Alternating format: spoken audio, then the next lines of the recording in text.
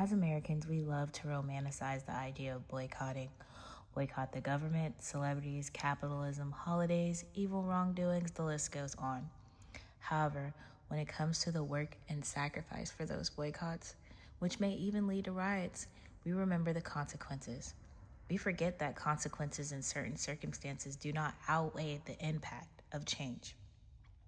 We as Americans love to romanticize change, yet unfamiliarity is too much of an impact to the ego to move through the darkness of uncertainty before we can begin to have real faith.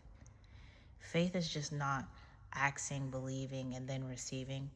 Faith for some of us feels like begging blindly to see something and still getting nothing in return, but knowing it will do good for someone in the future, hopefully. For some of our ancestors, they boycotted, they rioted, they inflicted deep change, and they never saw the fruits of their impact. Their desperation was more than just idolizing a boycott. Desperation comes from survival. While you think of idolizing a boycott, there are still many, many people in this world, despite the efforts of our ancestors desperately needing to fight for their survival.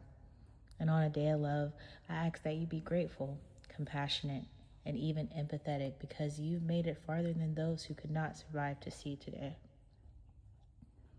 Anyways, that was a lot.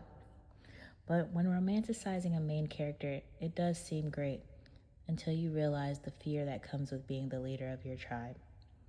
You don't know the impact you're going to make until someone's felt it. And like the butterfly effect, you may never know all the ways you've changed the universe. It may not be your job to know. Purpose isn't all about knowing. For things to change, you cannot simply romanticize.